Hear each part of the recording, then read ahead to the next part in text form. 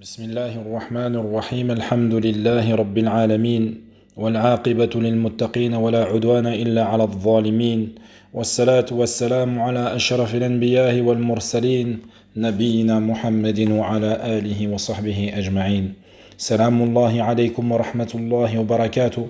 Nous poursuivons dans la leçon numéro 16 et l'épreuve de la diminution de la foi. D'après le hadith de Abi Sa'id al-Khudri radiyallahu anhu, le prophète sallallahu alayhi wa sallam a dit « Je n'ai jamais vu d'être manquant de raison et de religion plus à même de faire perdre l'esprit d'un homme ferme tel que l'une d'entre vous, c'est-à-dire les femmes. » Elles répondirent « Et en quoi réside notre manque de religion et de raison au messager d'Allah ?» Le prophète sallallahu alayhi wa sallam dit « Le témoignage de la femme n'équivaut-il pas à la moitié de celui de l'homme ?» Elles répondirent « Certes, effectivement. » Le prophète sallallahu alayhi wa sallam poursuivit et dit « Eh bien cela est une conséquence du manque de prière et de jeûne. » Elles répondirent « Certes. » Le prophète sallallahu alayhi wa sallam dit « Eh bien voilà une des manifestations de son manque de religion. » Dans ce hadith de Abi Sa'id al-Khudri radiyallahu anhu, lorsque le prophète sallallahu alayhi wa sallam a annoncé cette nouvelle aux femmes, du fait que malgré leur manque de raison et de religion, elles font perdre la tête à des hommes de raison. Comme nous pouvons le constater de nos jours, combien de femmes très intelligentes arrivent à faire perdre la tête d'un homme à tel point qu'il ne sait même plus ce qu'il dit ou qu'il fait des choses qu'il ne voulait même pas faire. Tellement il est en colère, tellement il en a perdu la tête. Et ces femmes, pieuses et parfaites comme elles étaient, et sahabiyettes, elles ne se sont pas questionnées sur le sujet de faire perdre la tête aux hommes.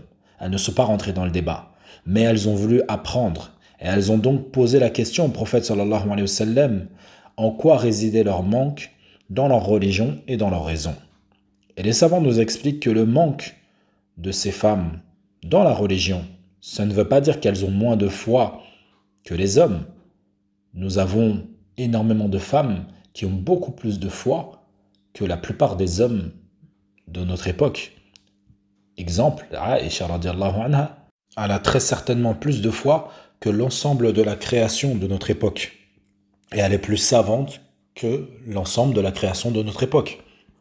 Donc ce qui est voulu dans le manque de religion, ce qui est voulu par le mot religion ici, ce qui est voulu c'est la foi.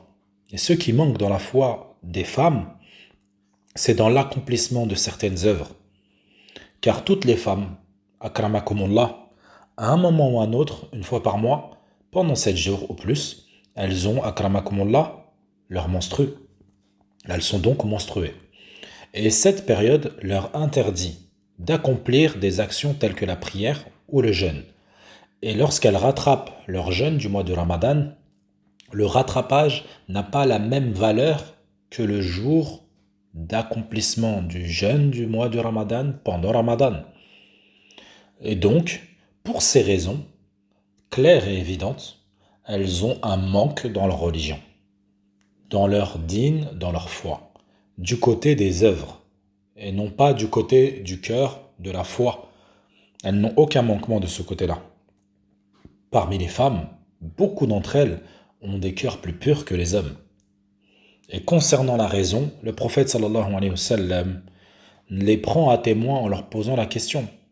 Le témoignage d'une femme n'est-il pas la moitié de celui d'un homme?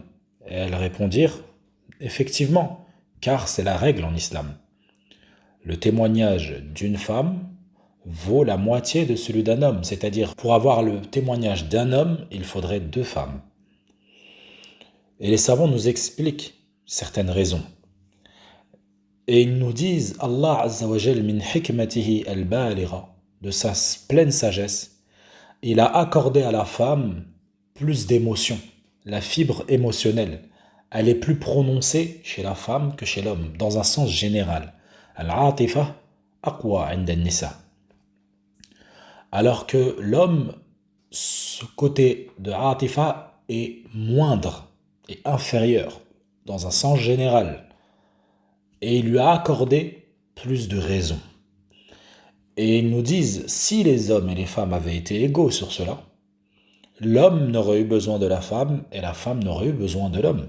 Et dans un sens général, Allah Azza wa Jal a donné cette fibre émotionnelle à la femme en conséquence par rapport à l'homme, et c'est cela qui lui permet de supporter l'accouchement, l'allaitement, et il a accordé à l'homme plus de raison, et par cette augmentation du côté de l'homme dans la raison, et cette augmentation de la fibre émotionnelle chez la femme, et il a donc décidé d'accorder moins de raison à la femme et moins de fibre émotionnelle à l'homme dans un sens général. Et Allahul Mathalul A'la, il faut savoir une chose, c'est que l'être humain n'est complet que lorsqu'il s'affilie à sa moitié. Lorsque l'homme est affilié à une femme, il atteint sa perfection. Et il l'atteint encore plus lorsqu'ils ont des enfants qui en découlent. Pareil pour la femme. La femme n'est complète que lorsqu'elle se complète avec un homme, puis ils ont des enfants. Et nous le voyons que lorsque nous visitons des amis qui n'ont toujours pas d'enfants, ils ne se sentent pas complets, car c'est une suite logique du mariage qui est le fait d'avoir des enfants après. Et qu'un couple qui n'arrive pas à avoir d'enfants ne se sent pas complètement complet. Également, un célibataire ou une célibataire, elle ne se sent pas complète tant qu'elle n'a pas eu sa moitié, comme on dit dans le jargon. Et Allahul Mathalul A'la, Allah Azza wa Jal, lui, il est complet de son unicité. Il est complet, et c'est pour cela que dans Surat Al-Ikhlas, il nous a précisé « Qul huwa Allahu ahad » dit « Il est Allah l'unique ». Pourquoi il nous a précisé cela? Car son unicité nous montre sa grandiosité, nous montre sa perfection. Allah n'a besoin de rien, et tout a besoin de lui. Allah n'a besoin de personne, et tout le monde a besoin d'Allah. C'est cela, la perfection d'Allah Azza wa Jal. Et il a accordé à l'être humain, pour atteindre sa perfection à son échelle, bien sûr, à l'échelle de l'être humain, c'est le fait de se marier, une fois marié, d'avoir des enfants. C'est cela, la perfection. Même dans certaines castes, dans certains endroits, la perfection n'est pas atteinte si tu as une femme et des enfants. Il est atteint si tu as une femme, des enfants, un travail, une situation, et j'en passe, et j'en passe, et j'en passe. L'être humain a toujours besoin d'autres choses pour se parfaire. Alors qu'Allah Azza wa Jal, Wallahu al-Mathalul A'la, il n'a besoin de personne pour être parfait. Il est le parfait, l'unique, le seul, celui qui a besoin de personne et que tout le monde a besoin de lui. Et il faut bien comprendre ici que ce n'est pas péjoratif et ce n'est pas du sexisme que de préciser à travers notre religion que la femme est inférieure en raison et en religion. Mais que cela est une réalité. Allah il nous a créés avec des règles. Il nous a créés avec des natures innées en nous. Et la preuve à cela, c'est que Nabi sallallahu alayhi wa sallam, lorsqu'un sahabi est venu le voir et il lui a posé la question « Quelle est la personne qui est le plus en droit de ma bonne compagnie ?» Il lui a répondu « Ta mère, puis ta mère, puis encore une fois ta mère. » Et cela nous montre que l'atifa de la femme est passée au-dessus et a été un avantage pour toutes les mères du monde. En résumé, la femme a un manquement dans sa religion qui ne dépend pas d'elle, mais c'est Allah qui l'a créée ainsi, car elle est menstruée au moins une fois dans le mois, et également elle a un manque seulement dans la prière et le jeûne, et non pas dans sa religiosité générale, dans son cœur, bien au contraire. Beaucoup de femmes connaissent et savent mieux la religion que leur mari ou les hommes qui les entourent. Un manquement également dans la raison, car il lui a accordé une fibre émotionnelle supérieure à celle de l'homme. Et tout cela en rien n'est péjoratif pour la femme. Donc, que les féministes restent à leur place et n'aient besoin de se plaindre et de penser que c'est du sexisme. Non, c'est une simple réalité. Allah nous a créés avec des règles et notre religion a des règles et ces règles, nous nous y tenons fermement. Walillahi alhamd. Puis Shir al-Wasabi rahimahullah nous donne quelques notes et il nous dit: les preuves concernant l'augmentation de la foi sont également des preuves de sa diminution, car avant d'augmenter, elles étaient plus faibles. Donc, ces preuves prouvant l'augmentation de la foi explicitement par le texte indiquent aussi implicitement sa diminution. Puis il nous donne quelques propos profitables. Il nous dit: tout croyant est musulman, alors que la réciprocité est fausse. Allah Azza wa Jal, pour preuve, il nous donne, dans le Coran, il dit: قالت الأعراب آمنا قل لم تؤمنوا ولكن قولوا أسلمنا ولما يدخل الإيمان في قلوبكم. Les Bédouins ont dit: nous avons la foi. Donc, un degré au-dessus. Le prophète sallam, Allah Azza wa Jal dit au prophète: dis-leur plutôt, vous n'avez pas encore la foi. Dites plutôt, nous nous sommes simplement soumis, nous sommes simplement musulmans, car la foi n'a pas encore pénétré dans vos cœurs. Donc avant d'être croyant, tu es d'abord soumis. Puis après, la croyance vient. Tu la renforces. Et après, tu deviens ferme dessus. Et Shir al-Wasabi nous donne un dernier hadith, qui est le hadith de Sa'd ibn Abi Waqqas, radiyallahu anhu, rapporte que le prophète sallallahu alayhi wa sallam avait fait quelques dons à un groupe de gens. Et Sa'd ibn Abi Waqqas, il était présent, il était assis. Et le Nabi sallallahu alayhi wa sallam a délaissé un homme. Donc il lui a pas donné. Et Sa'd ibn Abi Waqqas précise et il dit que l'homme qu'il a délaissé, c'était celui qui plaisait le plus à Sa'd. Et il dit au prophète sallallahu alayhi wa sallam: ô messager d'Allah, pourquoi délaisses-tu un tel? Par Allah, je sais qu'il est croyant. Et le Nabi sallallahu alayhi wa sallam rétorqua: ou musulman. Sur ce, il garda le silence pour un petit instant. Puis, poussé par ce qu'il savait de l'homme, il reprit. Et il dit au prophète sallallahu alayhi wa sallam: pourquoi délaisses-tu un tel? Par Allah, je sais qu'il est croyant. Puis le Nabi sallallahu alayhi wa sallam lui répondit: ou musulman.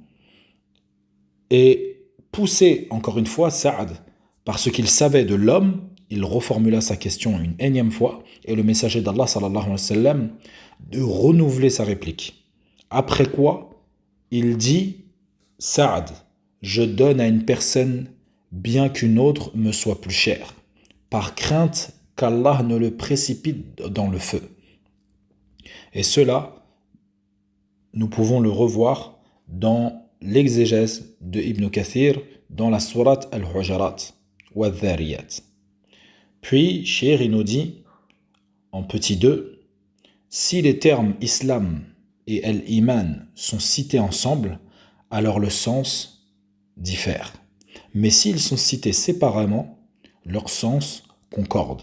Et ça, nous l'avions évoqué dans quelques cours auparavant. C'est-à-dire que si l'islam est cité seul, l'iman est inclus.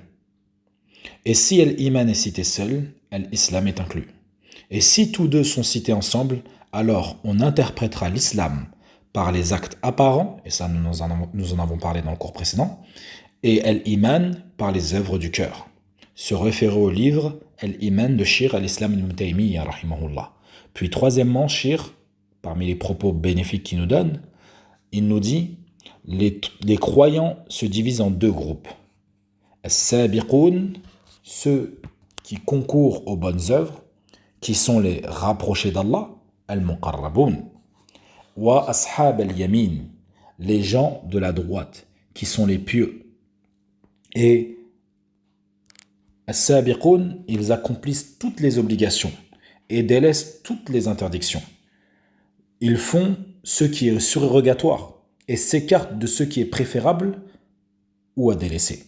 Parce qu'aujourd'hui, il y a des musulmans, ils te posent des questions et te demandent: est-ce que c'est une sunna ou est-ce que c'est mustahab? Ou est-ce que c'est obligatoire ou c'est une mustahab? Et lorsque tu leur dis c'est mustahab, ils disent c'est bon, je le fais pas. Les sahaba à leur époque, quand ils posaient ces questions et ils cherchaient le mustahab, c'était pour rajouter dans leurs œuvres. Et les musulmans d'aujourd'hui, c'est pour diminuer dans leurs œuvres. Pareil dans le sens contraire, quand une chose est détestable ou interdite, et te pose la question, c'est interdit ou détestable? Si c'est détestable, ils vont le faire. Alors que les anciens musulmans, de l'époque du prophète sallam et ceux qui les ont suivis, lorsque c'était détestable, ils s'en écartaient. Car les savants nous expliquent que plus tu vas délaisser les choses mustahab, plus tu vas te rapprocher et tu vas délaisser carrément ce qui t'est obligatoire. Également, plus tu vas accomplir les choses détestables, et plus tu vas tomber dans l'interdit et tu vas faire carrément les choses qui te sont interdites. Donc préserve ta religion et même ce qui est mustahab, fais-le et ce qui est détestable, écarte-toi-en. Puis, il nous dit également Ashab al-Yamin. Qui sont Ashab al-Yamin? Al-Muqtasid. Ils accomplissent les obligations et s'écartent des interdictions. Et il nous conseille d'aller voir dans l'ouvrage de Al-Furqan de Cheikh al-Islam Ibn Taymiyyah rahimahullah. فنكتفي بهذا القدر وسبحانك اللهم وبحمدك واشهد ان لا اله الا انت واستغفرك واتوب اليك.